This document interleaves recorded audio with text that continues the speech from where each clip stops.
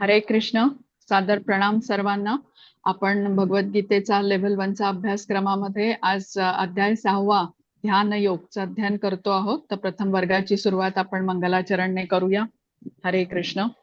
ओम अज्ञानतिमिरान्धस्य ज्ञानाञ्जनशलाकया चक्षुरुन्मिलितं येन तस्मै श्रीगुरवे नमः.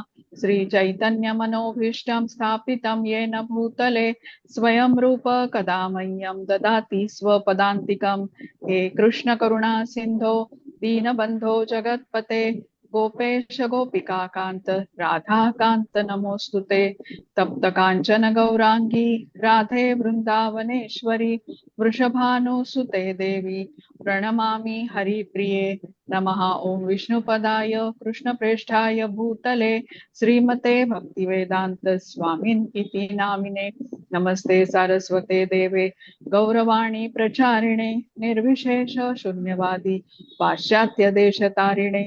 जय श्री कृष्ण चैतन्य प्रभु नित्यानंद श्री अद्वैत गदाधर श्रीवासादि गौर भक्त वृंद. हरे कृष्ण कृष्ण कृष्ण हरे हरे हरे राम राम राम हरे हरे. हरे कृष्ण.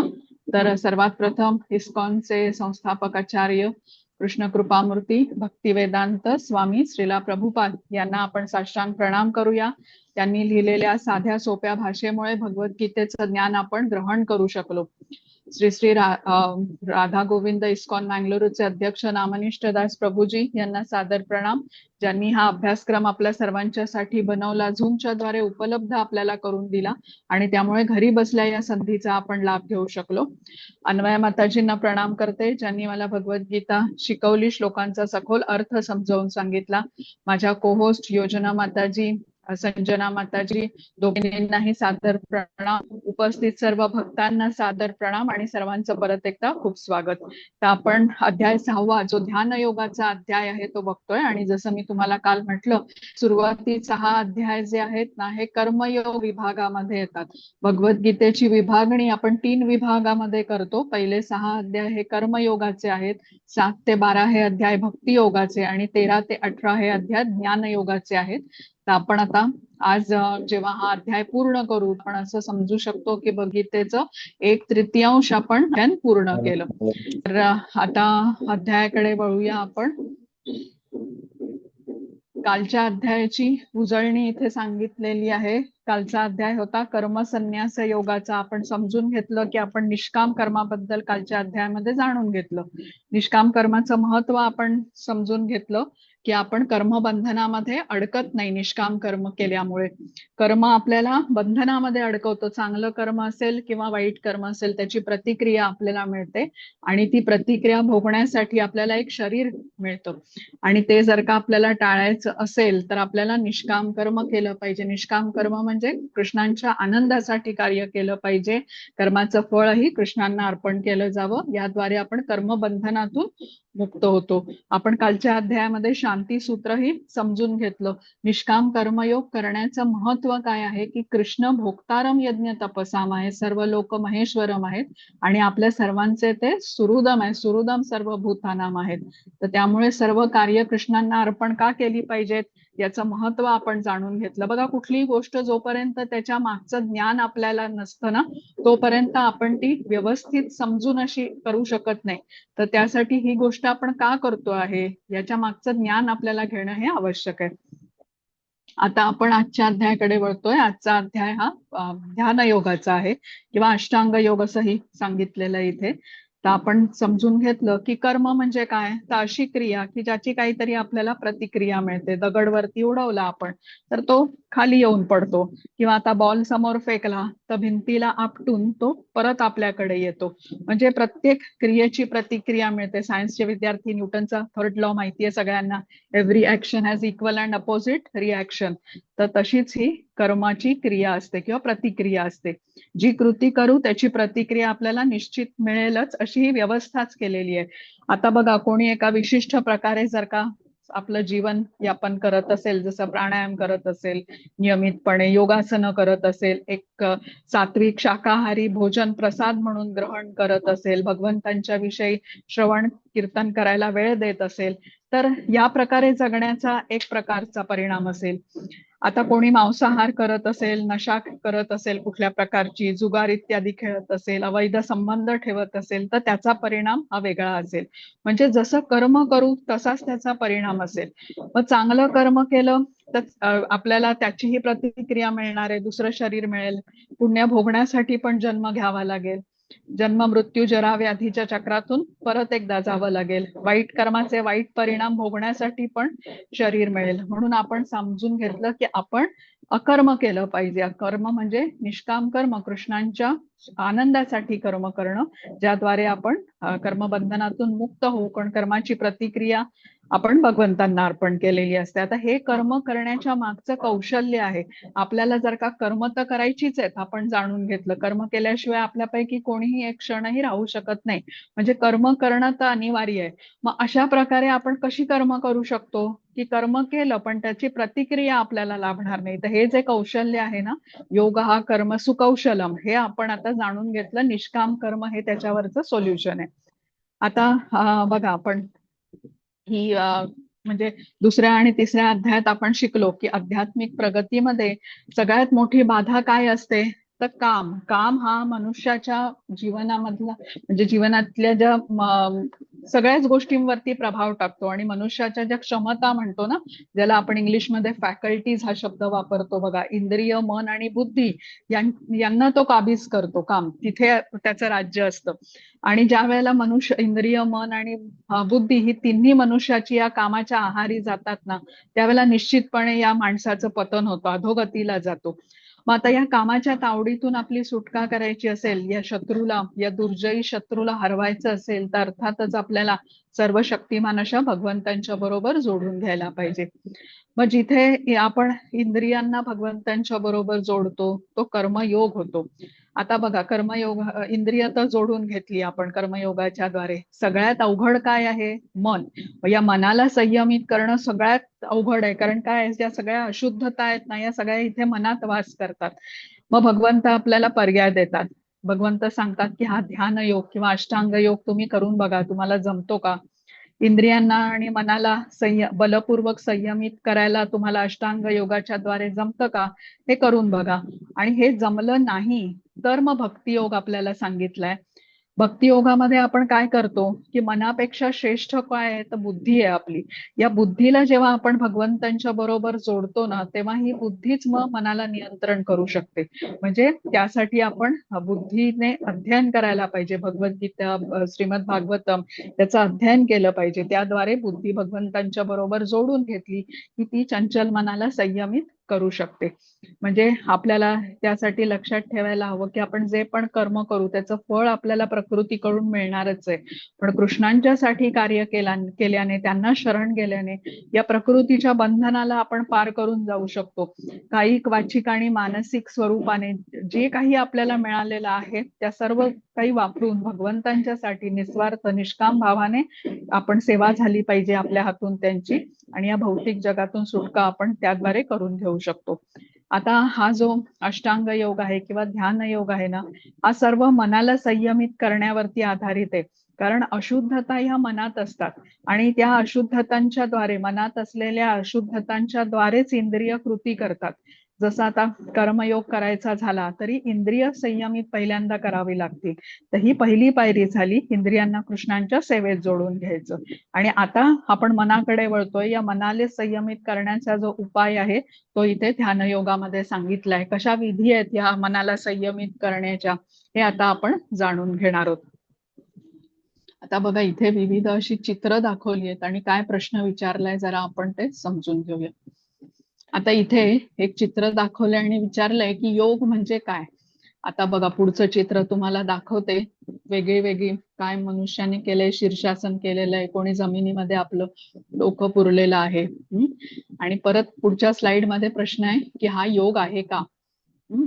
आता अजून पुढे बघू आपण काय सांगितलंय. इथेही काही चित्र आहेत.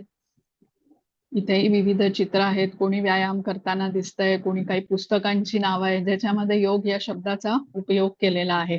आता ही जी चित्र आपण बघितली, ह्याच्यामध्ये कुठे आपल्याला योग आहे असं वाटतंय का? आपण काय शिकून घेतलं, की भगवंतांच्या बरोबर किंवा कृष्णांच्या बरोबर जोडून घेणं म्हणजे योग. पण इथे हे जे काही प्रकार दाखवलेले आहेत, तर ते व्यायामाचे प्रकार आपल्याला वाटू शकतात. म्हणजे शरीर आपलं तंदुरुस्त राहावं, लवचिक राहावं म्हणून केलेले विविध असे व्यायाम प्रकार हे आहेत. म्हणजे योग या शब्दाचा अर्थ इथे वेगळ्या अर्थाने वापरलेला आहे. शरीर निरोगी राहावं, स्वस्थ राहावं या हेतूने व्यायाम प्रकार हे विविध दाखवलेले आहेत. काही चित्रांमध्ये तर आपल्याला असंही दिसतंय की शरीराला स्पष्टपणे त्रास होतोय. तर म्हणजे अशा प्रकारचं कुठे आपल्याला योगामध्ये सांगितलेलंच नाहीये. डोकं मातीत पुरून श्वास कोंडून ठेवणं या क्रियामुळे शरीराला त्रासच होईल. आणि आपण समजून काय घेतलंय, योग म्हणजे कृष्णांच्या बरोबर जोडून घेणं. आता कृष्ण कसे आहेत, रसराज आहेत, आनंदाचे स्वरूप आहेत ते. त्यांच्या बरोबर जोडून घेऊन आपल्याला निश्चितपणे आनंदच प्राप्त होतो. आणि इथे या ज्या क्रिया दाखवलेल्या आहेत, काही शारीरिक मानसिक कष्टाचा अनुभव या लोकांना होणार असेल. बघा आता इथे या चित्रामध्ये त्यांनी दाखवलेलं आहे. तर मनाला असं वाटेल तसे अर्थ काढून, मनाला वाटेल तशा क्रिया करून स्वतःला योगी म्हणवता येत नाही. अष्टांग योग ही अतिशय क्रमबद्ध अशी एक प्रक्रिया आहे, जी गुरूंच्या मार्गदर्शनाखाली केली जाते आणि एक एक पायरी अशी वरती हा चढत जातो साधक. आता आपल्याला आपण हे समजून घेतलं की यापैकी कुठलंही कृती ही काही हे नाही, म्हणजे योग नाही जो आपण समजून घेतोय भगवद्गीतेमध्ये. हे कुठल्या प्रकारचे व्यायाम प्रकार असू शकतात. आता इथे अष्टांग योगाला आपण जाणून घ्यायला सुरुवात करूया. इथे जसं चित्रात दिसतंय आपल्याला, अष्टांग योगाची 8 अंग त्यांनी सांगितली आहेत. यम, नियम, आसन, प्राणायाम, प्रत्याहार, धारणा, ध्यान, धारणा आणि समाधी. एकच मिनिट, मी संजना माताजींना जरा होस्ट करते आणि त्यानंतर आपण कंटिन्यू करूया. आता ही अष्टांग योगाची 8 अंग आहेत. आता जसं आपण म्हटलं की अष्टांग योग हा काय आहे, क्रमबद्ध अशी ही एक व्यवस्था आहे, रचना आहे असं म्हणूया. आणि अष्टांग योग शारीरिक, मानसिक आणि इंद्रियांना संयमित करून आध्यात्मिक शुद्धी करण्याचा एक क्रमबद्ध मार्ग आहे. अष्टांग योगाचं मुख्य ध्येय काय आहे, तर मनाला संयमित करणं, मनाला शांत करणं. मन शांत झालं तर अष्टांग योगी आत्मसाक्षात्कार किंवा समाधीच्या स्तरापर्यंत उन्नत होऊ शकतो. आता इथे बघा एक एक इथून यम पासून सुरुवात होते. आपण मगाशी बघितलं, यम, नियम, आसन, प्राणायाम, प्रत्याहार, धारणा, ध्यान आणि समाधी. तर समाधी ही अंतिम स्तर आहे. हा म्हणजे इथे मनाला पूर्ण संयमित त्या योगीने केलेला आहे. पण तो सुरुवात कुठून करतो, आता यम या स्थितीपासून करतो. आणि जसं बघा कुठलाही अभ्यास आपण सुरुवात करतो त्याच्यात आपण पारंगत नसतो. अभ्यास म्हणजे ही अशी क्रिया असते जी वारंवार करून आपण त्या पारंगत असण्याच्या स्थितीपर्यंत येतो. त्यामुळे ज्या वेळेला हा साधक यम पासून सुरुवात करतो, तर त्यावेळेला ती स्थिती गाठण्यासाठी, समाधीची स्थिती गाठण्यासाठी त्याला आता निष्काम कर्म करत राहणं हे आवश्यक असतं. तेच आपल्याला सांगितलंय. तर ही जी अष्टांग योग अशी जी 8ही अंग आहेत ना, ही एकत्रित येऊन योगाभ्यासाची संपूर्ण अशी रचना तयार करतात. आणि भक्कम पाया म्हणूया, ज्याच्यावरती आता हा आधारित हा साधक आहे किंवा जो योगी आहे तो समाधी या स्तरापर्यंत पोहोचू शकतो. आणि जसं आपण म्हटलं की एक एक स्थिती पुढे जाते. म्हणजे जेव्हा तो साधक कार्य करायला लागतो, ही पालन करतो सगळ्या या गोष्टी, तर एक एक पायरी तो पार करत करत पुढे पुढे जातो. म्हणजे त्या ती गोष्ट स्थिती गाठतो, तिथे तो स्थिर होतो आणि मग पुढच्या स्थितीवरती जातो. आणि हा जो पूर्ण अभ्यास आहे ना, गुरूंच्या मार्गदर्शनाखाली केला जातो. आता यम म्हणजे काय सांगितलंय, तर बाह्य नियम. आता याच्यामध्ये काही नियम असतात जे त्या साधकाला पाळावे लागतात. कुठले नियम आहेत तर थोडक्यात आपण जाणून घेऊया. अहिंसा हा नियम सांगितलाय. अहिंसा म्हणजे परजीवांना कुठल्याही प्रकारचा त्रास न देणे, त्यांची हिंसा न करणे. काया वाचा मनसा ही अहिंसा पाळली गेली पाहिजे. कायने म्हणजे दुसऱ्या शरीराने कोणाला त्रास देऊ नये, वाणीने कोणाला दुखावणारे अपमानास्पद शब्द बोलले नाही पाहिजेत, आणि मनाने पण कोणाला तसे आपल्या मनात तसे विचारही त्या साधकाच्या येऊ नयेत कोणाला दुखावणारे. कारण काय असतं, मनात विचार आले की कधी ना कधी ते इंद्रियाद्वारे ते कृत्य केलं जाणार. त्यामुळे साधकाने इथे जरा लक्ष दिलं पाहिजे. मग सत्य, सत्य म्हणजे काय? सत्य बोलणं किंवा खरेपणाने राहणं. साधकाने सत्यतापूर्वकच जगलं पाहिजे. पुढचा नियम सांगितला आहे अस्तेय. अस्तेय म्हणजे काय? चोरी न करणं. मग आपल्या जे मालकीचं आहे तेच वापरणं, जे आपल्या मालकीचं नाही ते घ्यायचं नाही. दुसऱ्याने केलेल्या कार्याचं श्रेय पण नाही घ्यायचं, म्हणजे अशा प्रकारे त्याला राहावं लागतं. ब्रह्मचर्य हा पुढचा सांगितलेला आहे. ब्रह्मचर्यासाठी अर्थातच आत्मसंयम, धैर्य महत्वाचं असतं. प्रबळ अशी इच्छाशक्ती आवश्यक असते. आणि एका जो साधक असतो, ज्याला आता या मार्गावरती जो प्रगती करू इच्छितो, त्याने काया वाचा मनसा हे ब्रह्मचर्य पाळलं पाहिजे. स्त्रीपासून संपर्क पूर्णपणे टाळला पाहिजे. अपरिग्रह. आता अपरिग्रह म्हणजे काय? तर लोभ सोडणे, गरजेपेक्षा अधिक वस्तूंचा संग्रह न करणे, साधं आवश्यकतेपुरत्या गोष्टी बाळगूनच आपलं जीवन जगणे. आणि अशा प्रकारे हे जे यम आहेत हे पाळल्यामुळे साधक असं सरळपणे जीवन जगायला त्याला मदत होते. आता पुढचे नियम आहेत. नियम म्हणजे काय? अंतर्गत नियमही साधकाला काही पाळावे लागतात. आता शौच असा एक नियम आहे. शौच म्हणजे काय? आता बाह्य शुद्धता बघा शरीराची आपण स्नानाच्या द्वारे करतो, पण आंतरिक शुद्धता करण्याच्यासाठी नामजप करायला पाहिजे. म्हणजे शरीर, वाणी, मन या सर्वांनी शौच पाळलं गेलं पाहिजे. संतोष, संतोष म्हणजे समाधान. आता साधकाला समाधानी राहता आलं पाहिजे. त्याची लोभ कमी होतो, आवश्यकता त्याच्या कमी होतात. ज्या गोष्टी मिळालेल्या आहेत त्याबद्दल त्याने कृतज्ञता बाळगलं पाहिजे. जसं आता पतीने पत्नी बरोबर संतुष्ट राहावं, घरामध्ये जेवणामध्ये जे काही आहे त्याच्यात समाधान मानावं, जे धन मिळतं आहे त्यात समाधान मानावं, कर्ज इत्यादी घेऊ नये. पण कसं आहे, समाधान कुठल्या गोष्टींमध्ये बाळगायचं नाही म्हणून सांगितलंय, तर स्वाध्यायामध्ये नाही, दान तप यामध्ये बाळगू नये. ती गोष्ट जितक्या अधिक प्रमाणे तो करू शकतो तेवढं केलं पाहिजे. तपस, तपस म्हणजे काय?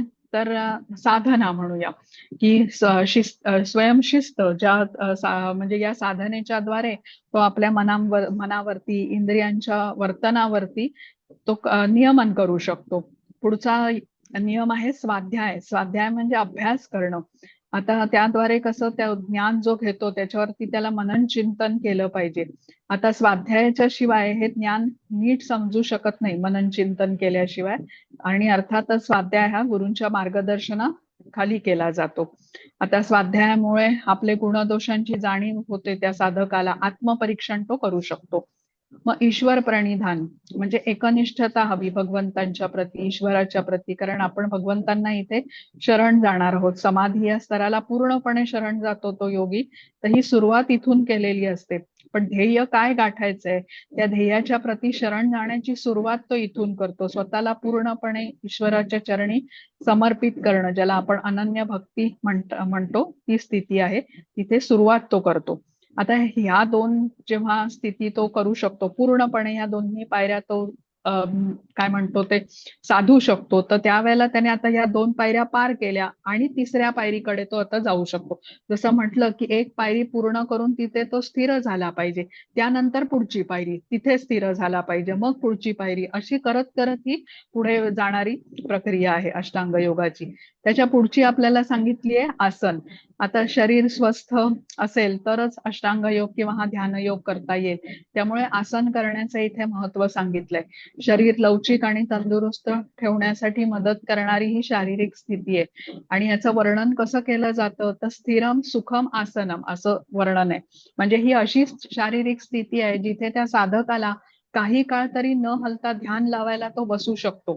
कारण सुरुवात आहे ना, आता त्याला पोचायचं आहे कुठे, धारणा, ध्यान, समाधी या स्थिती त्याला गाठायची आहे, तर सुरुवात तो इथून करतोय. तर त्यामुळे अशी स्थिती आहे ही आसन. म्हणजे आता अनेक असं पद्मासन आहे, ज्याच्या शरीराच्या अवस्थेप्रमाणे ते स्थिती बदलू शकते. पण महत्वाचं काय, त्या साधकाला तिथे बसता आलं पाहिजे काही काळ ध्यान लावण्याच्यासाठी.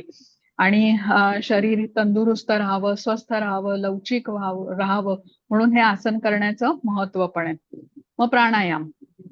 आता श्वास नियंत्रण करण्याची ही प्रक्रिया आहे. श्वास आतमध्ये घेणे, रोखून ठेवणे, परत बाहेर सोडणे. तर या प्रक्रियेच्या द्वारे प्राण ऊर्जा जी असते किंवा जी प्राणशक्ती असते शरीरामधली ती संतुलित होते.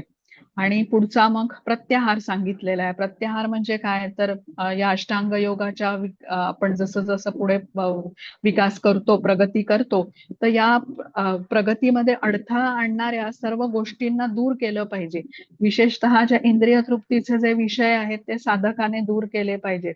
तर हे सर्व मन आणि इंद्रियांना बाह्य विषयांपासून संयमित करणं आणि आतमध्ये वळवणं हे खूप महत्वाचं आहे, ज्याने प्रतिकार शक्ती बळकट होते, मनाची प्रतिकार शक्ती, आणि बाह्य विषयांकडे मन वळत नाही. मन वळालं नाही तर अर्थातच इंद्रिय पण संयमित राहतील. आता त्यानंतर मग धारणेची स्थिती येते. आता ही जी अविचलित एकाग्रता येते या स्थितीला, पण ती कशी आता फार काळ टिकत नाही आणि खूप सराव लागतो साधकाला ही अविचलित एकाग्रता ची स्थिती अधिक काळ टिकून राहावी म्हणून सराव करत करत मग तो ध्यान या स्थितीला येतो, जिथे ही एकाग्रता काही काळ तो टिकवू शकतो. तर महत्वाचं काय आहे इथे की अविचलित एकाग्रता ही भगवंतांवरती केंद्रित हवी, कुठल्या बिंदूवरती किंवा ज्योतीवरती नाही. तेव्हाच मग आता ध्यान या स्थितीला येतो. धारणामध्ये कशी आहे की एकाग्रता थोड्या वेळ टिकते, काही काळ येते, परत ध्यान तुटतं. पण एकाग्र अवस्थेमध्ये जास्त काळ जेव्हा ते टिकून राहतं ना, तेव्हा तो ध्यान या स्थितीमध्ये येतो. आता इतर कुठल्याही गोष्टीचा त्यावेळी त्याच्या मनामध्ये विचार नसतो. संपूर्ण लक्ष हे भगवंतांवरती केंद्रित करून तो टिकवू शकतो ही स्थिती. आता या स्थितीला सराव करता करता मग तो समाधी अवस्था गाठतो. तर योगाभ्यासातला जो अखेरचा टप्पा, अंतिम अवस्था म्हटलेली आहे, जिथे हा जो योगी असतो तो हृदय स्थित परमात्म्याबरोबर मग जोडला जातो. तर या 8ही पायऱ्या जेव्हा साधक पार करतो तेव्हा त्याने अष्टांग योग पूर्ण केला असं म्हटलं जातं. कुठल्याही एका पायरीला जर का तो थांबला तर हा योग मात्र अपूर्ण मानला गेलेला आहे. तर ही अविचलित एकाग्रता समाधीच्या स्तरावर सतत भगवंतांवरती टिकून राहते. समाधीमध्ये या अवस्थेमध्ये संपर्क भगवंतांच्या बरोबर त्याचा जोडला जातो. हृदयस्थित परमात्म्याशी तो जोडून घेऊ शकतो हा योगी. आणि ही अवस्था संपूर्ण अष्टांग योग ही जी प्रक्रिया आहे गुरूंच्या मार्गदर्शनाखाली क्रमशः केलेला अभ्यास आहे. आणि हा अभ्यास करण्यासाठी एकांत हवा, इंद्रिय मनावरती पूर्ण ताबा हवा, शरीरापासून अलिप्तता हवी. आता देहात्म बुद्धीमध्ये जर का व्यक्ती असेल, देहात्म बुद्धी म्हणजे स्वतःला शरीरच मानणे, मग त्याच्या मनामध्ये ते इंद्रिय तृप्तीचेच वेगळे वेगळे विचार असतील, मग असा व्यक्ती मात्र अष्टांग योगच्या प्रक्रियेकडे वळू शकत नाही. आता समाधी अवस्था गाठलेल्या योगीचं मन कसं आहे, पूर्णपणे शांत असतं. ब्रह्म साक्षात्कार या स्तरापर्यंत हा योगी आता प्रगती केलेली असते त्याने. आणि मुख्य म्हणजे आता आपण हे सर्व जाणून घेतलं, आपल्याला हे समजलं की ही घाईघाईने गाठण्याची प्रक्रिया नाही. साधक अभ्यासाने, सरावाने, एकाग्रतेने एक एक पायरी चढतो, त्यावरती स्थिर होतो आणि मग पुढच्या पायरी वरती पोचण्याचा त्याचा अभ्यास सुरू करतो. म्हणजे सातत्याने, चिकाटीने, एकाग्रतेने निरंतर अशी ही केलेली प्रक्रिया असते. त्यामुळे वेळ घेणारी प्रक्रिया आहे, वेळ घेणारा अभ्यास आहे हा. अनेक जन्मही लागू शकतात आणि गुरूंच्या मार्गदर्शनाखाली एकांतात राहून हा अभ्यास केला जातो. आपल्या मनाला वाटेल तसा हा साधक अभ्यास करू शकत नाही. तर हे आपल्याला लक्षात ठेवलं पाहिजे. आता पुढचं बघू आपण. अष्टांग योगाच्या 2 स्थिती असतात. पहिली जी असते म्हणजे आपण बघितलं यम, नियम, आसन, प्राणायाम आणि प्रत्याहार, ही प्राथमिक टप्पा म्हटला जातो. याला आरुवृक्ष असं स्तर म्हटला जातो. आणि पुढच्या जी प्रगत अवस्था आहे, योगारूढ स्तर, त्याच्यामध्ये धारणा, ध्यान आणि समाधी याचा समावेश होतो. तर जेव्हा साधक अष्टांग योगाचा अभ्यास सुरू करतो तेव्हा त्याची चित्तशुद्धी झालेली नसते. कारण अभ्यास आपण म्हटलं ना, सुरू करतो, करता करता मग तो ती स्थिती गाठतो समाधीची. तर त्यामुळे अभ्यास सुरू करत असताना निष्काम भावाने कर्म करणं तो सुरू ठेवतो. आता अष्टांग योगी विविध यमनियमांचं पालन करतो, आसन करतो, ध्यानस्थ होण्याचा प्रयत्न करतो आणि या क्रिया करून तो इंद्रियांना संयमित ठेवून मानसिक संतुलन ठेवण्याचा प्रयत्न करतो. अजूनही मन त्याचं स्थिर नाही झालेलं, चंचल आहे, पण अभ्यास करत राहतो तो चिकाटीने, सातत्याने, आणि मग ध्यान लावू शकतो एकाग्रते. तर या स्थितीला पोचायला प्राथमिक टप्प्याचा अभ्यास किंवा जे यम नियम सांगितलेले आहेत ना, किंवा त्याची जी ही साधना आहे सर्व, आसन करणं, प्राणायाम करणं, प्रत्याहार करणं, तर ही खूप महत्वाची ठरते. अष्टांग योगाचं ध्येय मनाला संयमित करणं आहे, कारण मनच हे खूप चंचल आहे, मनाचा स्वभाव आहे, एखाद्या गोष्टीवरती स्थिर होत नाही. तर चंचलता हा मनाचा स्वभाव आहे. जसा गुणधर्म म्हणतो ना आपण, मिठाचा गुणधर्म आहे खारटपणा आहे, पाण्याचा गुणधर्म तरलता आहे, गोडवा हा उसाचा गुणधर्म आहे, तसं मनाचा स्वभाव कसा आहे, चंचलता आहे.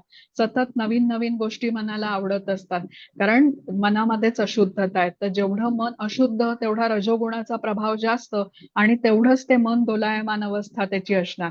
तर जेव्हा साधना करू लागतो हा योगी, तेव्हा मग हळूहळू त्याच्या अशुद्धता कमी होऊ लागतात, तेव्हा मन स्थिर होण्याचा अनुभव हा साधक घेऊ शकतो. आणि अंतिम स्तर समाधीमध्ये पूर्णपणे मन स्थिर असतं, कुठल्याही अशुद्धतेशिवाय निर्मळ मन असतं. म्हणून समाधी या स्तरावरती योगी जो असतो तो हृदयस्थित परमात्म्याच्या बरोबर तादात्म्य साधू शकतो. जराही अशुद्धता असेल ना, तर अष्टांग योगामध्ये प्रगती करणं त्याला शक्य होणार नाही.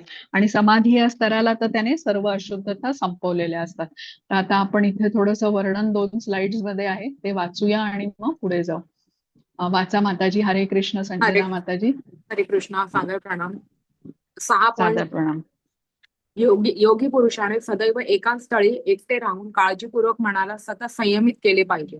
6.17 त्याने आपला आहार, निद्रा, विहार किंवा करमणूक आणि कर्म करण्याच्या प्रयत्नात नियमित असायला हवे. 6.11 त्याने एकाच स्थळी भूमीवर कुशासन अंथरून ते मृगचर्माने आच्छादित करावे.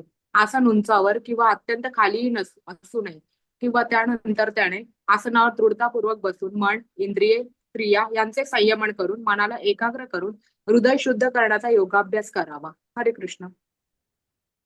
हरे कृष्ण. पुढची स्लाइड घेते, ही पण वाचा माताजी. हरे कृष्ण. 6.15 याप्रमाणे शरीर, मन आणि क्रिया यांच्या संयमांचा निरंतर अभ्यास करून मन संयमित झालेला योगी भौतिक जीवनाचा लय करून भगवत धामाची प्राप्ती करतो. 6.19 वायूचे संचलन नसलेल्या ठिकाणी ज्याप्रमाणे दीप संतपणे तेवत राहतो, त्याप्रमाणे संयमित मनाचा योगी आपल्या ध्यानामध्ये सदैव स्थिर असतो. 6.20 ते 23 योगा अभ्यासाद्वारे मनुष्याचे मन जेव्हा मानसिक क्रियापासून पूर्णपणे संयमित होते, तेव्हा त्या अवस्थेला परिपूर्ण समाधी असे म्हणतात. हरे कृष्ण. हरे कृष्ण.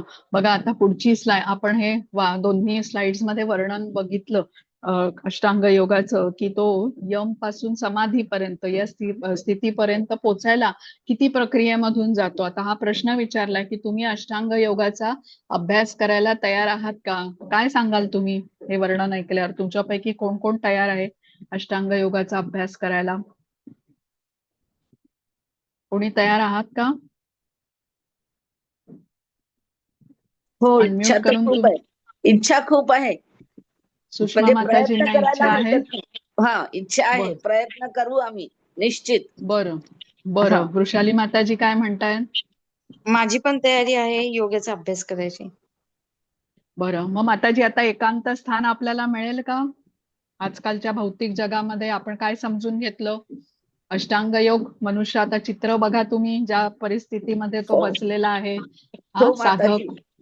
माताजी मिळू शकेल, मिळू शकेल. बाहेर कितीही कोलाहल असला आणि अंतर्मन जर आतमध्ये वळवलं, आपण आपल्या म्हणजे मन आतमध्ये वळवलं, तर बाहेरचा कोलाहल आतपर्यंत पोहोचू शकत नाही.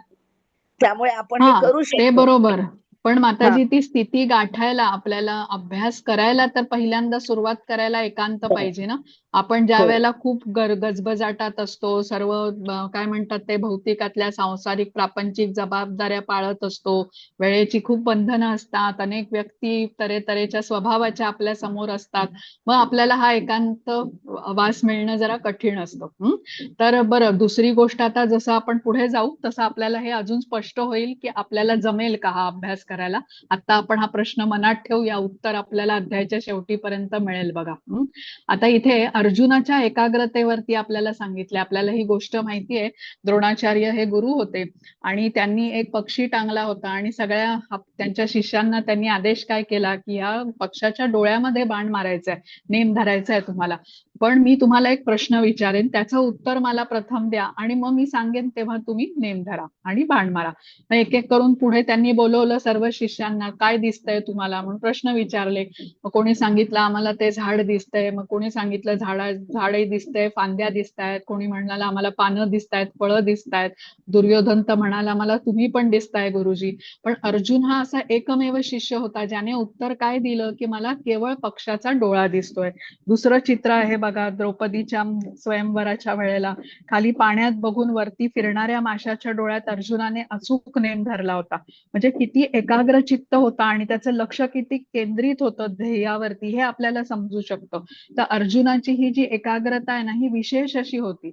आता आपलं लक्ष पूर्णपणे आणि अचूकपणे ध्येयावर केंद्रित करण्याची क्षमता अर्जुनामध्ये होती. आजूबाजूच्या विचलित करणाऱ्या गोष्टींकडे दुर्लक्ष करून केवळ जे ध्येय आहे ना त्याच्यावरती हा लक्ष केंद्रित करू शकत असे अर्जुन. आणि हे अर्थातच प्रावीण्य मिळवण्यासाठी त्याचं पूर्ण समर्पण होतं, आवश्यक सराव त्याच्याकडे होता. तर अर्जुनाच्या या गुणवत्तेमुळेच त्या काळातला श्रेष्ठ, सर्वश्रेष्ठ म्हणूया आपण, धनुर्धर तो होऊ शकला. तर जसं आपण म्हणतो भगवद्गीतेमध्ये अनेक गोष्टी आपण अर्जुनाकडून शिकून घेतो. आपण म्हणतो ना अर्जुनाचा आदर्श आपल्याला ठेवला पाहिजे, तर ही पण गोष्ट आपण शिकून घेऊ शकतो अर्जुनाकडून की अभ्यासामध्ये एकाग्रता ठेवायला पाहिजे आपल्या प्रयत्नांमध्ये. आता हा अर्जुन जसं आपण म्हटलं की हा सर्वश्रेष्ठ असा धनुर्धर होता, तसंच नरनारायण ऋषी यांच्यामध्ये हा नर होता. त्यानंतर पाशुपतास्त्र त्याला भगवान शंकरांनी बहाल केलेलं होतं.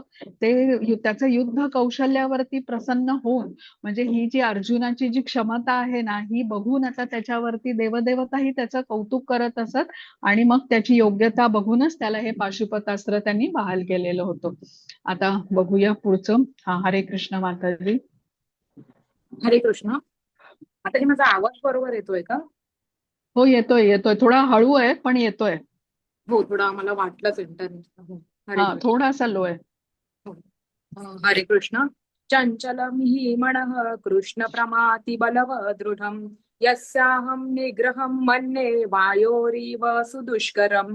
हे कृष्ण, मन चंचल, उच्छृंखल, दुराग्रहित आणि अत्यंत बलवान असल्यामुळे मनाचा निग्रह करणे हे वायूला नियंत्रित करण्यापेक्षाही अत्यंत कठीण आहे असे मला वाटते. हरे कृष्ण.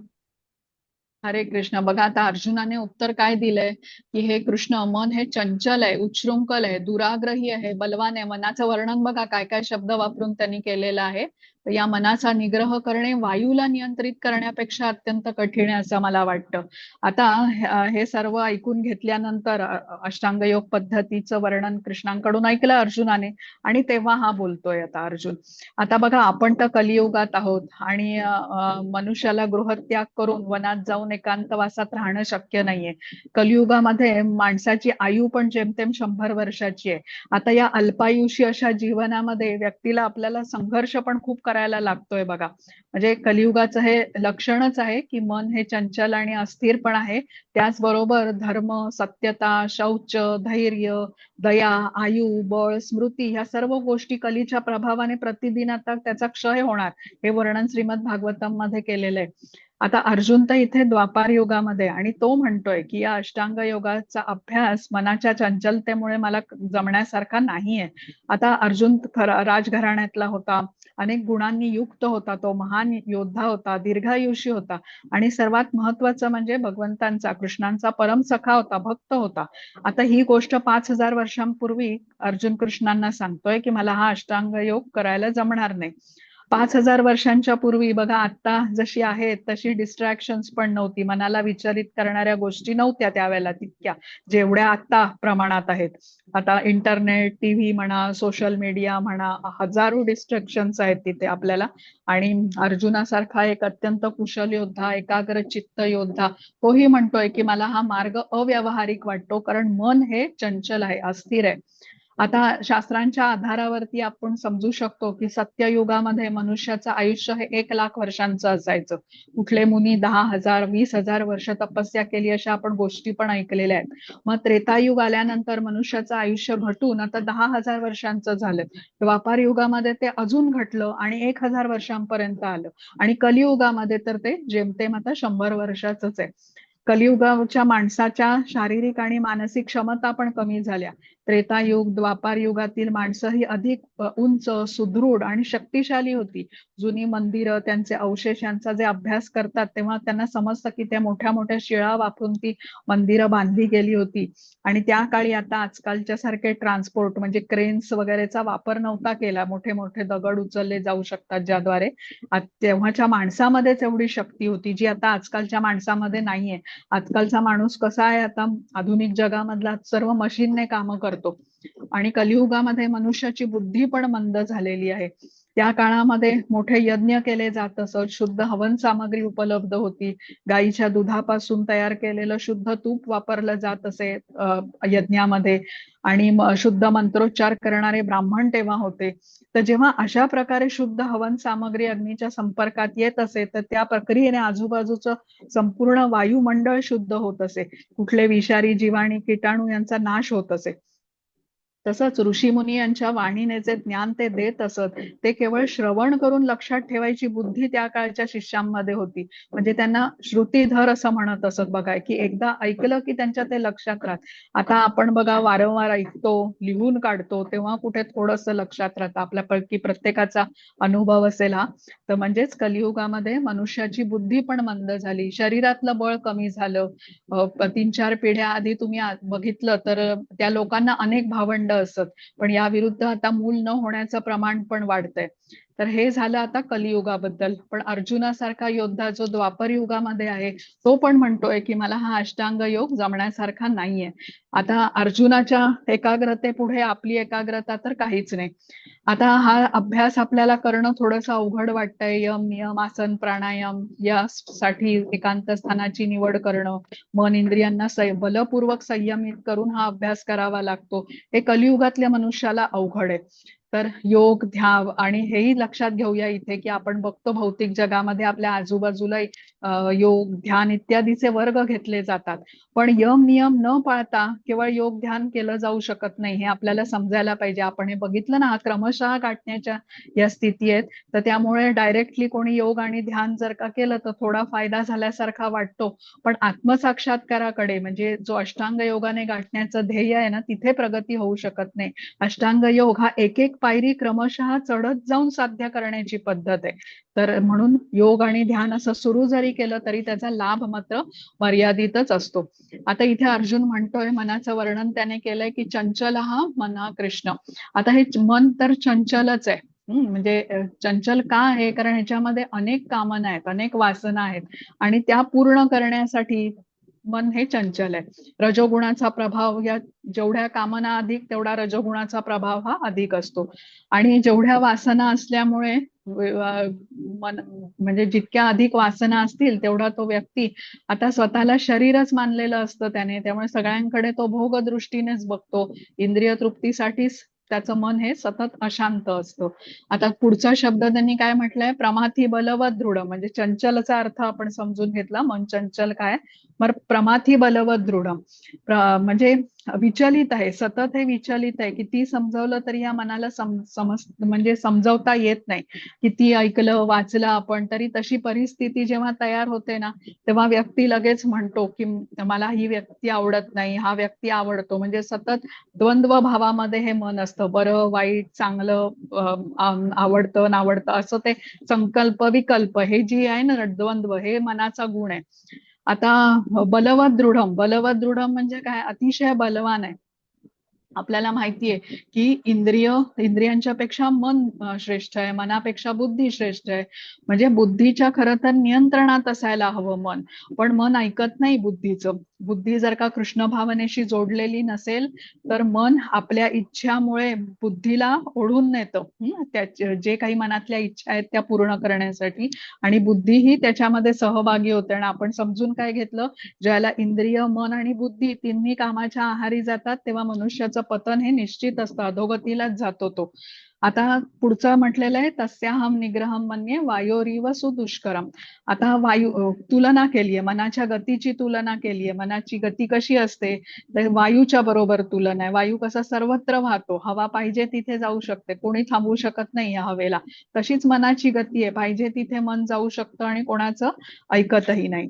आता वादळ जेव्हा बघा, खूप जोराचं वादळ येतं, किती किलोमीटर्स पर आवरने वारा वाहतो, त्यावेळेला या वादळाला थांबवणं असंभव आहे. तसंच ही मनाची गती आहे. तर मनाला आपण थांबवू शकत नाही. आणि म्हणून इथे अर्जुन कृष्णांना सांगतो की आता इथे असलेलं हे मन क्षणार्धात दुसरीकडे विलक्षण गतीने जाऊ शकतात. तर अशा मनाला थांबवणं, नियंत्रणात ठेवणं हे अशक्य आहे. तर त्यामुळे हा अष्टांग योग, जिथे मनाला संयमित करण्यावरती हा योग आधारित आहे, हा मला जमणं शक्य नाही. आता कृष्ण त्याच्यावर काय उत्तर देतात हे आपल्याला पुढच्या श्लोकात सांगितलंय, ते आपण बघूया. हा, हरे कृष्ण माताजी. हरे कृष्ण. श्लोक 6.35. भगवान श्रीकृष्ण म्हणाले, हे महाभाव कौंतेय, चंचल मनाला संयमित करणे निसंशय कठीण आहे, पण योग्य अभ्यासाने आणि अनासक्तीद्वारे मनाला वश करणे शक्य आहे. हरे कृष्ण. हरे कृष्ण. बघा, आता इथे कृष्ण मान्य करतात की निसंशयपणे हे सत्य आहे, मनाला नियंत्रित करणं हे वायूला नियंत्रित करण्यापेक्षा अवघड आहे. म्हणजे अर्जुनाचं म्हणणं त्यांनी खोडून नाही काढलं, त्यांनी मान्य केलं की तू म्हणतोयस अर्जुना ते बरोबर आहे, पण मी सांगतो ते ऐक की हे अवघड जरी असलं तरी अशक्य नाही, हे महत्वाचं आहे. आता आपल्याला भगवद्गीतेमध्ये कृष्णांची वाणी आहे, त्याच्यावर विश्वास ठेवला पाहिजे. कृष्ण जिथे म्हणतात की ही गोष्ट अशक्य नाही, तर खरंच अशक्य नाही, अवघड वाटेल आपल्याला, कारण आपण अजून सराव करत नाही होत. इथे कृष्णांनी आपल्याला मार्ग पण सांगितला या मनाला संयमित करण्याचा. अभ्यासेन तू कौंतेय वैराग्येण च गुह्यते. इथे आता श्लोक घेतलेला नाहीये, तर दोन गोष्टी कृष्ण सांगतात की अभ्यासेन म्हणजे आता अभ्यास म्हणजे जी गोष्ट आपण शिकून घेतोय, म्हणून वारंवार आपण ती करण्याचा प्रयत्न करतो, तेव्हा मग प्रगती करतो त्या विषयामध्ये, मनुष्य यश प्राप्त करतो. आणि वैराग्य म्हणजे काय, अनासक्तीने. कुठे अनासक्ती असली पाहिजे, तर भौतिक भोगामध्ये अनासक्ती असली पाहिजे. आता अभ्यास कुठल्या गोष्टीचा, आता आपण जसं म्हणतो ना, लहान मुलं बघा वेगवेगळे, सध्या आता उन्हाळ्याची सुट्टी सुरू आहे, कोणी क्रिकेट खेळायला जातं, टेनिस शिकायला जातं, मुली कुठल्या भरतनाट्यम, कथ्थक नृत्य इत्यादी क्लास जॉईन करतात, त्याचा अभ्यास करतात बघा, सराव करतात, प्रशिक्षण घेतात. आणि इथे तुम्हाला पुढे प्रगती करायची असेल तर कुठलाही शॉर्टकट नसतो, हा रोज अभ्यास झाला पाहिजे, तेव्हा मग ती साधनच असते. म्हणजे तर तसा हा अभ्यास आहे भौतिकाकडून अनासक्त होण्याचा. तर त्यावेळेला ती गोष्ट मग आपण रोज रोज करून आपण त्याच्यामध्ये सिद्ध होऊ शकतो. आता मनाचं काय गुणधर्म आहे, मनाला तेच तेच करायला आवडत नाही. तर श्रीला प्रभुपाद इथे आपल्याला त्यासाठी समजवतात की सुरुवातीला जेव्हा आपण भगवद्गीता, श्रीमद भागवतम वाचतो, आपल्याला त्यात रुची वाटत नाही, पण आपण म्हणजे म्हणतो ना, धैर्य ठेवलं पाहिजे, तग धरून राहायला पाहिजे की नाही मला हे करायचंच आहे, निग्रह ठेवला पाहिजे की करायचंच आहे. मग थोड्या कालांतराने आपल्याला हा रोज आपण अभ्यास जेव्हा करू लागतो, तर त्यावेळेला मग आपल्या जशा जशा अशुद्धता कमी होतात, हृदय शुद्धी होत जाते, तेव्हा आपल्याला आनंद वाटू लागतो या गोष्टी करण्यामध्ये. तर कृष्णांबरोबरच्या या नात्याचा जो आपल्याला विसर पडलेला आहे ना, तर ते नातं पुनर्जागृत करण्यासाठी हा अभ्यास आपल्याला रोज करणं आवश्यक आहे. आणि भौतिक भोगामध्ये जो आता व्यक्ती रमतो, ज्याचं मन रमतं, त्याचं मन खूपच अशांत असं असतं, आणि या अशांत मनाला संयमित करणं तर फार कठीण. आणि भौतिक भोगांच्या प्रती जोपर्यंत आता अशी अलिप्तता येणार नाही किंवा दोषदृष्टी येणार नाही ना, तोपर्यंत मनुष्य अष्टांग योगाकडे निश्चितपणे वळू शकणार नाही. आता इथे सांगितलेलं आहे की अर्जुनाला कृष्ण महाबाहो असं संबोधतात या श्लोकामध्ये. महाबाहो असं का संबोधतात, कारण तो एक निष्णात योद्धा आहे बघा, आणि शौर्याने त्याने यापूर्वी अनेक युद्ध जिंकलेली आहे, अनेक शत्रूंचा त्याने पराजय केलेला आहे, आणि आताही तो सद्विवेक बुद्धी वापरून मनाला जिंकू शकतो, म्हणून कृष्ण त्याला महाबाहो असं संबोधतात बघा. योग्य वेळी ना त्याला असं अर्थपूर्ण अर्थाने म्हणजे अर्थपूर्ण नावाने त्याला संबोधलं गेलंय भगवद्गीतेमध्ये. प्रत्येक नावाचा तो अर्थ आहे, तर तेही आपण जाणून घेण्याचा प्रयत्न करू शकतो. कौंतेय असंही त्याला म्हणतात, आईचंही आठवण करून देतात, कुंतीचा पुत्र येतो, तर ते केल्याने आता तो म्हणजे जसं आपल्याला बघा आपल्या आईची आठवण करून दिली तर आपण ते लक्षपूर्वक ऐकतो काय म्हणतायत कृष्ण, तसंच इथे त्यांनी केलेलं आहे. आता पुढचं आपण जाणून घेऊया. पुढे आता एक स्लाइड मध्ये प्रश्न विचारलाय की मन शत्रू आहे की मित्र आहे, तुम्हाला काय वाटतं, मन शत्रू आहे की मित्र आहे? कोणाचं हरे मन कृष्ण. हा हरे हरे कृष्ण कृष्ण. माताजी. जर आपण त्याचा जर चांगला उपयोग करून घेतला तर तो आपला हा मित्र पण बनू शकेल. पण जर त्याचा हा तुम्ही चुकीचा उपयोग केला तर तो शत्रू पण होऊ हम्म शकतो. हा पण आता मनात तर माताजी अशुद्धता तर आहेतच आपल्या सगळ्यांच्या. मग ते हा, अशुद्धताच्या कलाने आपण गेलो तर आपण चुकीच्याच मार्गाने जाणार ना. बरोबर आहे. मग त्याचा चांगला वापर आपण कसा करून घ्यायचा हे सांगा बरं. अशुद्धता तर आपल्या सगळ्यांच्याच मनामध्ये आहेत, बरोबर ना. बरोबर आहे. आपण एखाद्या आणि गोष्टीबद्दल जर कृष्ण चांगला विचार केला. श्रीकृष्ण भावनेने प्रेरित झालो तर हा आपली हा अशुद्धता कमी होईल मनाची आणि हा आपण म्हणजे शुद्ध भावांकडे जोपर्यंत जाऊ. कृष्ण भावनेशी जोडून घेणार नाही तोपर्यंत माताजी आपलं मन मित्र होऊ शकणार नाही, बरोबर. आता हे समजून घेऊया. बघा आता कसं आहे, इंद्रिय भोगांकडे हे आकर्षित होतं मन, कारण मनामध्ये खूप अशा इच्छा आहेत, म्हणजे ज्याला वासना म्हणतो, कामना म्हणतो. आणि त्यामुळे तो व्यक्ती ह्या इच्छांचं पूर्ती करता करता इंद्रियांचा गुलामच होऊन जातो. आणि मात्र ज्या आता व्यक्ती जसा कृष्ण भावनेशी जोडून घेतो मग त्याच्या अशुद्धता या पूर्ण म्हणजे निघून जातात, आता शुद्ध होऊ लागतो तो.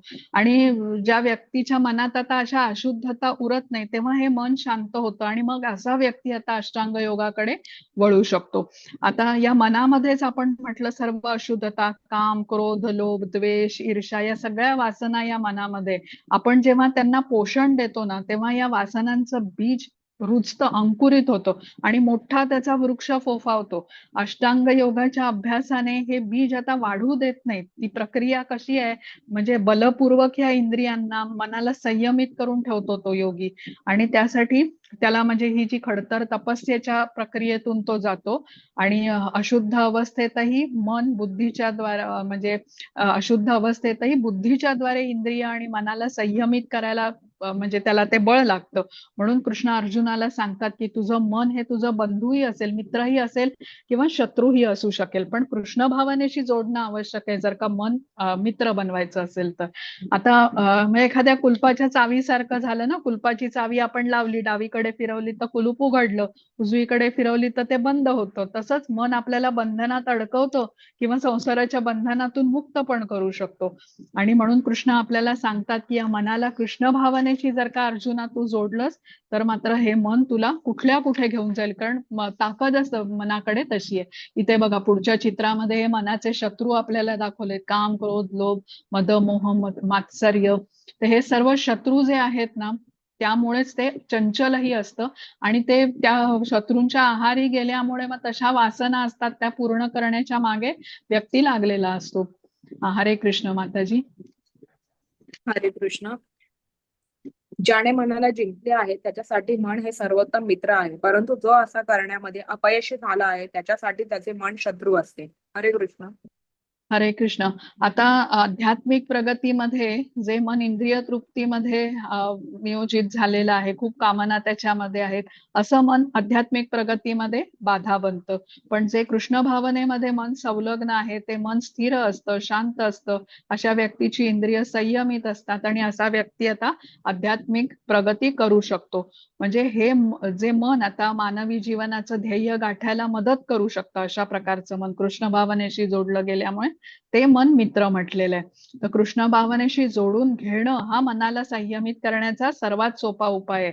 आता इथे अर्जुनाला कृष्ण काय सांगतात की अष्टांग योगाद्वारे पण मनाला नियंत्रित करता येईल बलपूर्वक, हा शब्द महत्वाचा आहे. आणि पण हा मार्ग कसा आहे, अवघड मार्ग आहे. आपण बघितलंय वर्णन जे सगळं अष्टांग योगाचं ऐकलं त्याच्यावरून हे आपल्याला समजून आलं, खूप खडतर अशी तपस्या आहे. आता इथे बघा मनाबद्दल अजून सांगितलंय माताजी. हरे कृष्ण. हरे कृष्ण. मन अत्यंत शक्तिशाली आहे.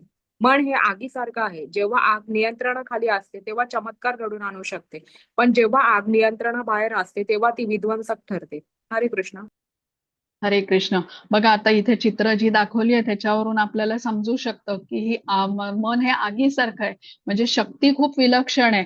आता वणवा पसरतो बघा कधी जंगलामध्ये, बघता बघता तो कसं रूप धारण करतो, खूप मोठी ती आग असते, ती काय आपल्या विझवण्याच्या शक्तीच्या बाहेर आहे. पाऊस वगैरे कृष्णांच्या इच्छेने पडला तरच ती विझवू शकतो, म्हणजे विध्वंसक त्याची ही आहे. पण हीच आग जेव्हा नियंत्रणाखाली आपण वापरतो ना तेव्हा त्या रॉकेटला अवकाशामध्ये झेप घ्यायला ती ती मदत करू शकतं. कारण आता ती शक्ती एका नियंत्रणाने ती एकवटून अशी वापरली गेलेली आहे. तसं हे मनाचं आहे. मनाची शक्ती खूप विलक्षण आहे, पण कशा प्रकारे आपण वापरतो हे पण महत्वाचं आहे. जसं माताजी म्हणाल्या की जर का मन आता कृष्ण भावनेशी जोडलं गेलेलं असेल, मग या मनाला आपण विलक्षण रीतीने म्हणजे त्याची जी शक्ती आहे ती आपल्या आध्यात्मिक प्रगतीसाठी वापरू शकतो. आता इथे पुढे बघूया. हरे कृष्ण माताजी. हरे कृष्ण. 6.37 अर्जुन म्हणाला, हे कृष्णा, जो आरंभी आत्मसाक्षात्काराच्या मार्गाचा श्रद्धेने स्वीकार करतो, परंतु नंतर सांसारिक आसक्तीमुळे मार्गभ्रष्ट होतो आणि यामुळे योग सिद्धी प्राप्त करू शकत नाही, अशा अयशस्वी योग्याला कोणती गती प्राप्त होईल? 6.41 योगभ्रष्ट योगी पुण्यात्म्यांच्या लोकांमध्ये अनेक वर्ष सुखभोग घेतल्यानंतर पुन्हा गुणवान कुटुंबामध्ये किंवा वैभवशाली कुटुंबामध्ये जन्म घेतो. 6.42 अथवा दीर्घकाळ योग अभ्यास केल्यानंतर अपयशी ठरलेला तो अत्यंत बुद्धिमान योगी व्यक्तींच्या कुळात जन्म घेतो. खरोखर अशा प्रकारचा जन्म या लोके अत्यंत दुर्लभ आहे. हरे कृष्ण. हरे कृष्ण. आपण बघा समजून घेतलं की हा अष्टांग योग ही क्रमशः गाठण्याची स्थिती आहे. आता कोणी एका स्तरापर्यंत प्रगती केली आणि पुढे मात्र तो जाऊ शकला नाही, तर अष्टांग योग अपूर्ण राहतो. तर अर्जुनाच्या मनातही हाच प्रश्न आहे.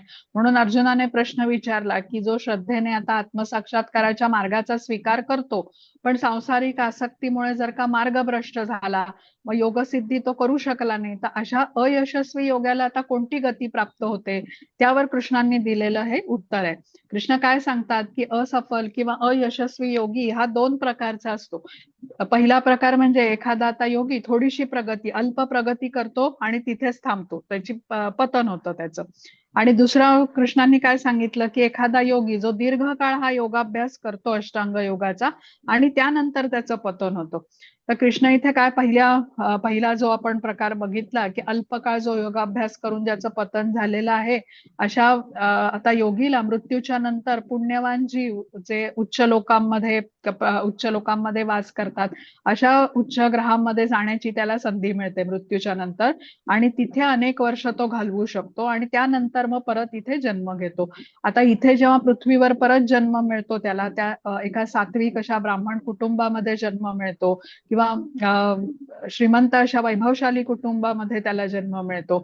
आता त्यामुळे काय होतं, वैभवशाली कुटुंब का सांगितलेलं आहे? सर्व सुखसोयी त्याला प्राप्त होतात. सात्विक कुटुंब असेल तर लहानपणापासूनच त्याला संस्कारी वातावरण असतं. म्हणजे त्याची जी काही पुढचं त्याची प्रगती जी थांबली होती, अपूर्ण राहिली होती, ती पुढे पूर्ण करण्यासाठी आता त्याला ते योजना अशी ती भगवंतांनी करून दिली. या सर्व सुविधांचा वापर उन्नत होण्यासाठी तो करू शकतो. म्हणजे परत एकदा संधी कृष्ण देतात. म्हणजे साधकाने प्रगती करावी म्हणून भगवंतांनी केलेली ही व्यवस्था असते असं म्हणूया. आता दुसरा प्रकार जो आहे योगीचा, जो दीर्घकाळ अष्टांग योगाचं आचरण करतो आणि मग त्याचं पतन होतं, तर त्याबद्दल सांगितलेलं आहे की असा योगी मृत्यूच्या नंतर मग बुद्धिमान योग्यांच्या कुटुंबामध्ये जन्म घेतो, जिथे लहानपणापासूनच त्याला प्रोत्साहन मिळतं, उत्तरोत्तर तो प्रगती करतो. गोस्वामी आणि आध्यात्मिक गुरु ज्या कुळामध्ये तयार होतात अशा कुटुंबात त्याला जन्म मिळतो. म्हणजे भगवंतांच्या कृपेनेच अशा भक्तिमय कुटुंबात जन्म मिळाल्याने त्याची निश्चितपणे प्रगती होते आणि असा जन्म प्राप्त करणे खूप भाग्याची गोष्ट मानलेली आहे. श्रीला प्रभुपाद आणि त्यांचे गुरु भक्ती सिद्धांत सरस्वती या दोघांचाही जन्म अशा थोर कुटुंबात झाला होता. बालपणापासूनच त्यांना भगवत भक्तीचं शिक्षण त्यांना मिळालं होतं आणि असा जन्म म्हणजे खूप दिव्य भगवंतांच्या दिव्य योजनेचा भाग असतो म्हणूया. एखादा भक्त जेव्हा कृष्ण भावनेचा स्वीकार करतो तेव्हा भगवंतांच्या सेवेमध्ये तो संलग्न होतो, तेव्हा त्याला भौतिकातून त्याची सुटका करून भगवत धामात आणण्याचं जे कार्य आहे ना, ती योजना भगवंत ठरवत असतात. आपण म्हणतो ना, भगवंत त्या भक्ताचं दायित्व स्वीकारतात, म्हणजे जबाबदारी घेतात, सर्व काही नियोजन करून त्या भक्ताला भगवत धामात ते आणतात. म्हणजे केवढे भक्त वत्सल कृपा सिंधू आहेत भगवंत. आणि आपल्याला आवश्यक काय आहे तर केवळ त्यांची प्रेमपूर्वक भक्तिमय सेवा करणं, प्रत्येक गोष्टीमध्ये भगवंतांची उपस्थिती जाणणं, त्यांना केंद्रस्थानी ठेवून जीवन जगणं आणि पुढची सर्व जबाबदारी अशा भक्ताची भगवंत स्वतः घेतात. आणि भगवंतांची विशेष अशी कृपा आहे त्यांनी भक्ताला दिलेली, प्रदान केलेली. आता इथे आपण हे समजू शकतो की ही जी प्रक्रिया आहे ना भक्तीची, ही कंटिन्युअस आहे बघा. पूर्वजन्मात केलेली भक्तीची सेवा सुरू ठेवण्यासाठी थोर कुटुंबात नंतर जन्म मिळतो. आता या जन्मात 10% आपण प्रगती केली असेल तर पुढच्या जन्मी आपण 11व्या टक्क्यापासून ही सुरू करतो. भौतिक जगात मात्र असं होत नाही. कोणी कितीही विद्वान असेल, खूप अगदी कष्ट घेऊन त्याने मोठी डिग्री पदवी जरी प्राप्त केली असेल, खूप उच्च शिक्षण घेतलं असेल, तरी मृत्यूच्या नंतर तो हे ज्ञान बरोबर घेऊन जाऊ शकत नाही. पुढच्या जन्मामध्ये सर्व शिक्षण त्याला परत घ्यावं लागतं. पण भक्तिमय सेवेमध्ये आपण जिथे थांबतो तिथून पुढे सुरू करतो. भक्तीमध्ये केलेले प्रयत्न कधीही वाया जात नाहीत. कृष्णांच्या कृपेने, कृष्ण भावनेमध्ये प्रगती करण्याची वारंवार संधी त्या भक्ताला मिळत राहते. आता पुढचा वाचू. हरे कृष्ण माताजी. हरे कृष्ण. सर्वश्रेष्ठ योगी कोण? श्लोक 6.47. आणि सर्व योग्यांमध्ये जो योगी दृढ श्रद्धेने सदैव माझ्यामध्ये वास करतो, अंतःकरणात माझे चिंतन करतो आणि माझी दिव्य प्रेममय सेवा करतो, तो माझ्याशी पूर्णपणे योगयुक्त असतो, तो सर्वश्रेष्ठ योगी होय, असे माझे मत आहे. हरे कृष्ण. हरे कृष्ण. बघा, प्रत्येक जीव हा भगवंतांचा अंश आहे हे जाणून, म्हणजे आपली स्वरूप स्थिती समजून, आपला कृष्णांशी संबंध काय आहे हे जाणून भगवंतांची सेवा केली पाहिजे आपल्याला. जो हे करत नाही त्याचं अधःपतन होतं, अधोगतीला जातो. पण जो हे मान्य करतो की माझा आत्मा हा कृष्णांचा अंश आहे, कृष्ण हे सर्वोच्च आहेत, सर्वश्रेष्ठ आहेत, माझे स्वामी आहेत, मी त्यांचा सेवक आहे, आणि मग भगवंतांच्या भक्तिमय सेवेमध्ये तो संलग्न होतो, तिथून त्याची प्रगती सुरू होते. मनुष्य जन्माने गाठायच्या ध्येयाकडे एक पाऊल तो उचलतो.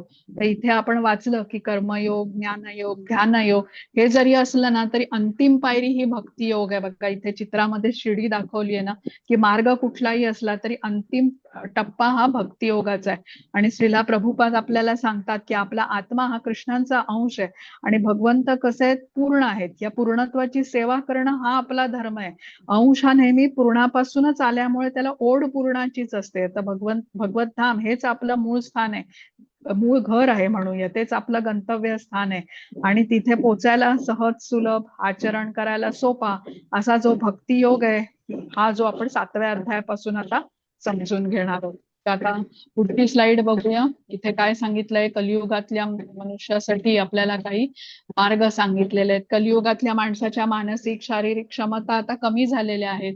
मग आपण आहे त्या गोष्टी कशा चांगल्या प्रकारे वापरू शकतो, तर त्यासाठी आपल्याला सांगितलंय परमेश्वराच्या पवित्र नामाचा जप आपण अधिकाधिक केला पाहिजे. चैतन्य महाप्रभूंनी आपल्याला हरे कृष्ण महामंत्र संकीर्तन करण्यासाठी दिलेला आहे, त्याचा वापर आपण केला पाहिजे. जप करण्यावरती बघा श्रीला प्रभुपाद खूप भर देत असत. मनातल्या ज्या अशुद्धता आहेत ना, याचं निवारण जर का करायचं असेल, या लवकरात लवकर आपल्याला काढायच्या असतील ना, तर हरिनामाचा जप करणं हा सगळ्यात सोपा मार्ग आहे.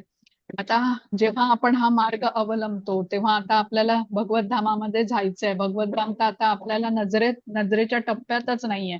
जशी आता एखादी उंच बिल्डिंग आहे, तिच्या सगळ्यात वरच्या मजल्यावरती आपल्याला पोचायचंय आणि आपली क्षमता किती असेल, आपण जिन्याने चालायला लागलो तर किती वर्ष लागतील आपल्याला तिथे पोचायला. पण आपल्याला लिफ्टचा पर्याय जर का उपलब्ध असेल, एक बटन दाबलं की क्षणार्धात लिफ्ट आपल्याला कुठच्या कुठे नेऊन पोचवते वरच्या मजल्यावर.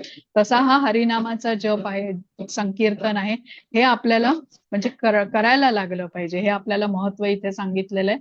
आता इथे बघू काय. हरे कृष्ण माताजी हे वाचता, हो. अनुवाद वाचलात तरी चालेल. श्लोक पण वाचते माताजी. वाचा. हरे कृष्ण. श्री चैतन्य महाप्रभू संकीर्तन.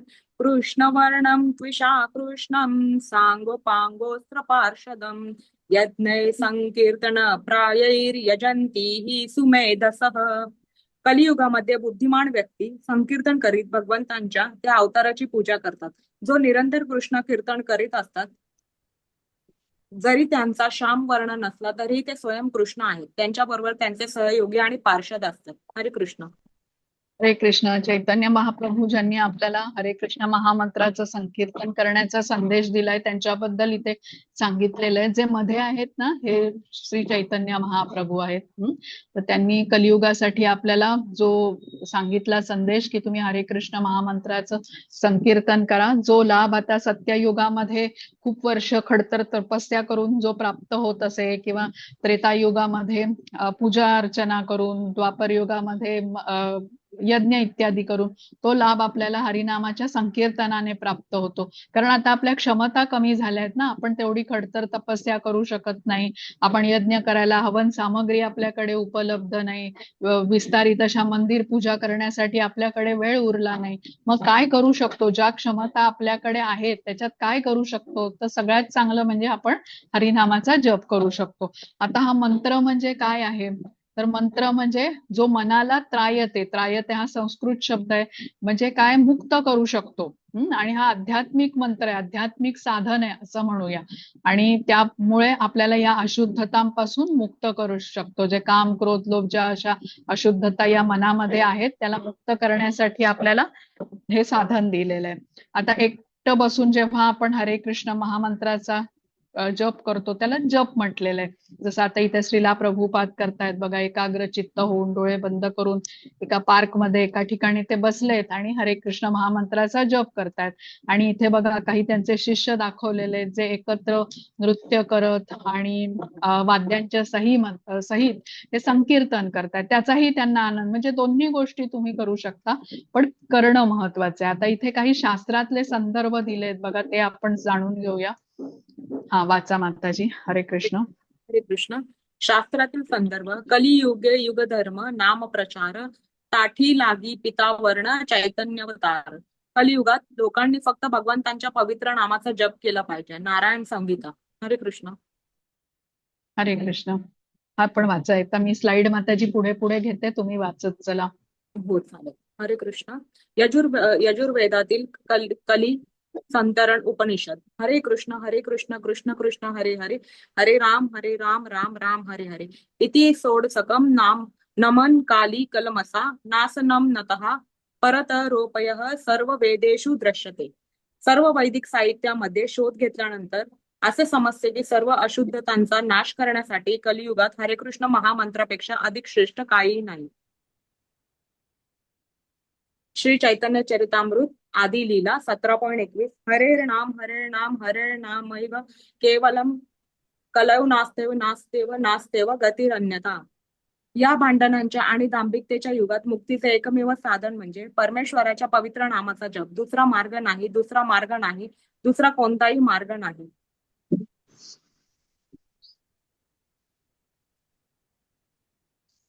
कालेर दोषे निधे राजन नस्ती हे एको महान गुणः कीर्तनादेव कृष्णस्य मुक्त संग परम व्रजित. माझ्या प्रिय राजा, कलियुग जरी अनेक दोषांनी युक्त असले तरी या युगाचा एक चांगला गुण आहे, तो असा की हरे कृष्ण महामंत्राचा जप केल्यानंतर मनुष्य सर्व भौतिक बंधनातून मुक्त होऊ शकतो आणि भगवंतांच्या धामात जाऊ शकतो. श्रीमद भागवतम. भगवद्गीता श्लोक 10.25. यज्ञानाम जपयज्ञोस्मी.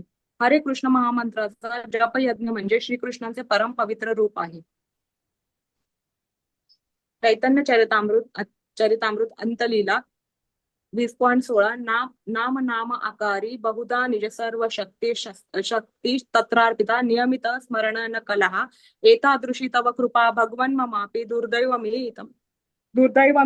इदम ज्ञानम इहना. हे परम पुरुष भगवंत, तुमचे नाम जपण्या इतकं सर्व जीवांचे हित आहे. तुमची कृष्ण, गोविंद अशी अनेक नावे आहेत आणि तुम्ही या नामामध्ये आपले पूर्ण सामर्थ्य दिले आहे. या पवित्र नामाचा जप करण्यासाठी कुठलेही कठोर नियम नाहीत. पंचतत्व मंत्र. श्री कृष्ण चैतन्य प्रभू नित्यानंद, श्री अद्वैत गदाधर, श्री वासादी गौर भक्तवृंद. हरे कृष्ण महामंत्राचा जप सुरू करण्यापूर्वी पंचतत्व मंत्राचा जप करा. हरे कृष्ण. आता बघा इथे हा पंचतत्व मंत्र दिलेला आहे, तर आपण हरे कृष्ण महामंत्राचा जप सुरू करण्याआधी या पंचतत्वांचा आशीर्वाद घेतो. जणू त्यांना आपण विनंती करतो की आमच्याकडून काही चूक झाली तर आम्हाला क्षमा करा. तर हे आपण जप करण्याच्या आधी हा मंत्र म्हणून आपण सुरुवात करायची. आता इथे बघा महामंत्राचा जप करत असताना आपल्याला काय गोष्टी लक्षात ठेवल्या पाहिजेत हे आपल्याला सांगितलंय. तर मंत्र ऐकता येईल एवढ्या जोरात आपल्याला म्हटला पाहिजे, म्हणजे आपण मुखाने बोलतो, कानाने ऐकायला येईल अशा आवाजात आपल्याला तो बोलला पाहिजे. मानसिक जपा करू नये आता तरी, कारण आपण तेवढी स्थिती नाही केलेली. सुरुवात करतोय आपण आता.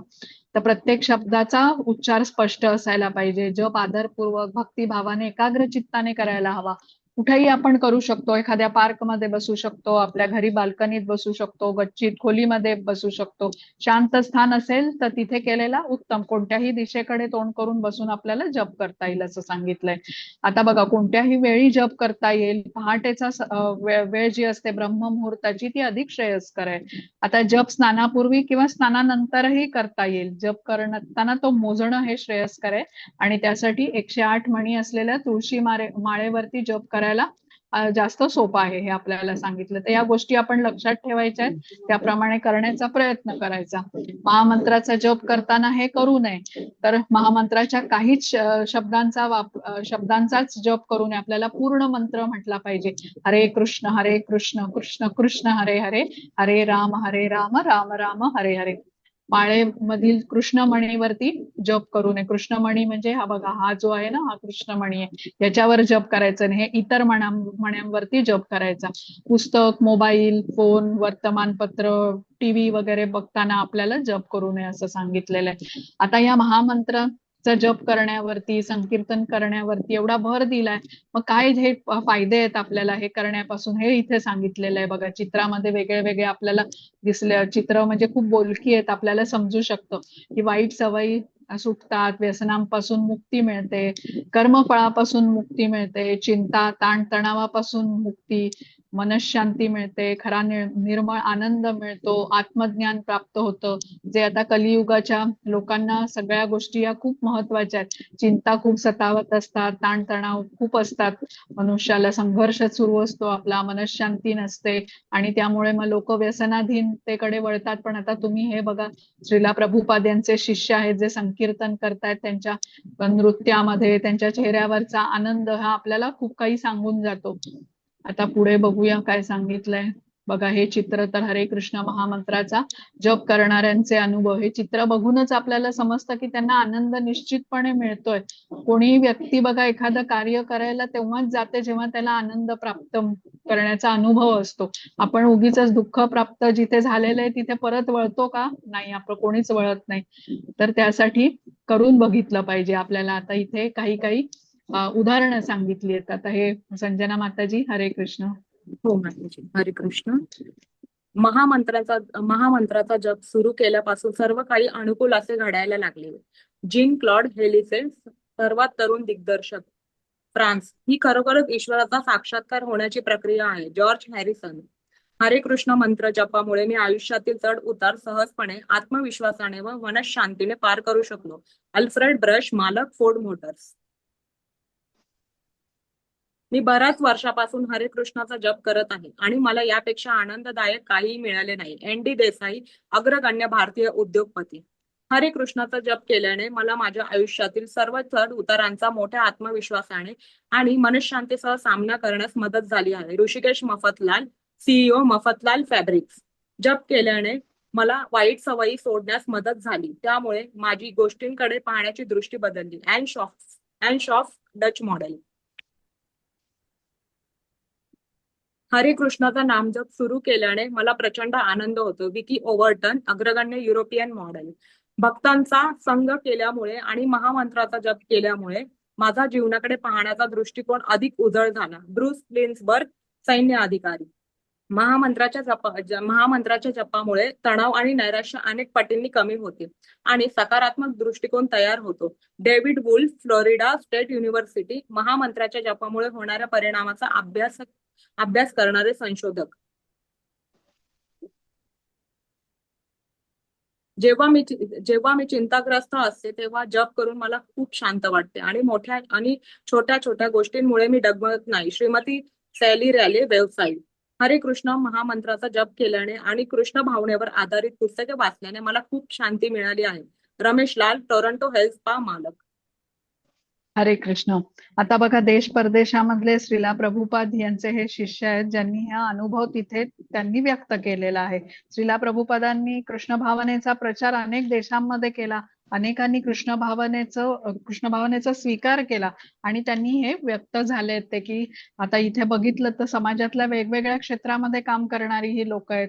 सगळ्यांच्या जीवनावर काहीतरी सकारात्मक प्रभाव झालेला आहे मंत्र जपाचा. कोणाला शांती लाभली आहे, कोणाच्या वाईट सवयी सुटल्या आहेत, ताणतणाव कमी झाला, एकाग्रता वाढली आहे, एकटेपणा वाटत नाहीये. म्हणजे वेगवेगळे अनुभव त्यांनी इथे दिलेले आहेत. सर्वांनाच मंत्र जप करण्याचा लाभ मिळालेला आहे. या लोकांकडे बघा खूप ते यशस्वी पण आहेत, प्रसिद्धी आहे त्यांच्याकडे, पैसा आहे, पण मनशांती त्यांना प्राप्त झाली जप करण्यामुळे. म्हणजे काही जण तर सर्वसामान्य लोक आहेत आपल्यासारखे जीवन जगणारं, पण त्यांनाही मंत्र जप केल्याने हा फरक जाणवलेला आहे. आपणही जर का सुरू केला नसेल जप करायला तर म्हणजे केलं पाहिजे. इथे म्हटलंय ना की जप करा आणि आनंदी राहा. बघा आता पुढची स्लाइड आहे, इथे म्हणताय जप करा आणि आनंदी राहा. तर एक माळ जप करायला साधारण 8 ते 10 मिनिटं लागतात. तर हा अनुभव, सकारात्मक अनुभव जे आता ह्या इतर लोकांनी आपल्याला सांगितले, आपण एवढ्या स्लाइड्स मध्ये वाचलं, तर हा अनुभव सकारात्मक आपणही घेऊ शकतो, पण आपण केलं पाहिजे. आता म्हणजे सवयीने 8 मिनिटाच्या पेक्षा कमी वेळही लागू शकतो, पण सुरुवात केली पाहिजे. आता भगवद्गीतेचं अध्ययन आपल्या जीवनामध्ये परिवर्तन घडवून आणते असं आपण म्हणतो. मग आपण जे शिकलो ते आता आपल्याला जीवनात जर का वापरायचं असेल, त्याची अनुभूती घ्यायची असेल, तर आपल्याला जे करायला सांगितलंय, जे आपले आचार्य आहेत, जे आपले गुरु आहेत, त्यांनी जे साधना आपल्याला सांगितली आहे, तर या उपदेशाचं पालन आपल्याला केलं पाहिजे. तर रामदास स्वामी म्हणतात ना, केल्याने होता आहे रे आधी केलेची पाहिजे. तर तसं आता जप करा आणि आनंदी राहा, त्याचा अनुभव घेण्यासाठी आपल्याला आता एक माळेचा जप करणं सुरुवात केली पाहिजे. आता इथे आपला अध्याय संपलेला आहे. अष्टांग योगाचा हा अध्याय होता. काय शिकलो आपण? ध्यानयोगाने साध्य काय करायचंय? तर मनाला संयमित करायचं. आणि मनाचा स्वभावच चंचल आहे, द्वंद्वाने युक्त असं मन आहे. मान अपमान, हे बरं ते वाईट, असा सतत द्वंद्व मनात असतात, त्यामुळे ते अस्थिर आहे. आता असं चंचल मन भक्तीमध्ये प्रगती करू शकत नाही. तर त्यामुळे पुढे 7व्या अध्यायापासून भक्ती योगाकडे आपण जातोय. तर हे मन जर का स्थिर नसेल तर ते भक्तीकडे वळणार नाही. भोग करण्याची वेगळी वेगळी साधनं भौतिकामध्ये शोधत राहील. आणि हा भक्ती योग कसा आहे? परिसस्पर्शासारखा आहे. म्हणजे आपल्याला जे विस्मरण आहे ना आपल्या स्वरूपाचं, की आपण कृष्णांचे अंश आहोत, त्यांचे नित्य सेवक आहोत, या स्वरूपाची पुनर्जागृती करण्यासाठी हा भक्ती मार्ग आहे. आता लोखंड बघा, गंजलेलं असेल, चिखलात पडलेलं असेल, तर परिसाचा स्पर्श जरी झाला तरी त्याचं सोनं होऊ शकणार नाही. तर त्यासाठी किमान लोखंडाचे गुणधर्म त्याच्यामध्ये असायला हवेत. तर तसंच भक्तीने प्रगती करण्यासाठी काही गुण साधकामध्ये हवेत. ते गुण आपल्यामध्ये यावेत म्हणून गुरूंचं मार्गदर्शन, जे आपण साधना करतो ती आपल्याला म्हणजे केली पाहिजे. आता प्रत्येकाला बघा पोहता येतच, पण पाठीवर जर का खूप मोठं ओझं घेऊन आपण पाण्यात पडलो तर मात्र पोहणं कसं असंभव असतं. तर तशीच ही काम, क्रोध, लोभ अशी खूप ओझी बाळगून आपण या भवसागरामध्ये, भौतिक जगामध्ये आहोत. आणि हे ओझं दूर केल्याशिवाय, म्हणजे हे अशुद्धता दूर केल्याशिवाय आपली प्रगती होणार नाही या मार्गामध्ये. म्हणून आपल्याला ही साधना करणं आवश्यक आहे. अनंत जन्माची ही ओझं आपण घेऊन आलेलो आहे, ते बाळगलेत आपण वासना, या सगळ्या कामना, या अशुद्धता, तर या पटकन दूर करता येत नाहीत. त्यासाठी दृढ निश्चय असायला पाहिजे आपल्याला, उत्साह ठेवावा लागतो, धैर्यशील असावं लागतं. आणि मग शनै शनै ही घटत जातात. भक्ती योगामध्ये जेव्हा आपण संलग्न होतो त्यावेळेला हे निश्चितपणे भगवंतांच्या बरोबर जोडून घेतल्यानेच आपल्याला ही शक्ती मिळते. आणि जेव्हा आपण म्हणतो ना, भक्ताचं दायित्व भगवंत स्वीकारतात, आपले प्रयत्न किती प्रामाणिक आहेत हे भगवंत बघतात आणि आपल्याला भक्ती मार्गामध्ये प्रगती करण्यासाठी मदत करतात.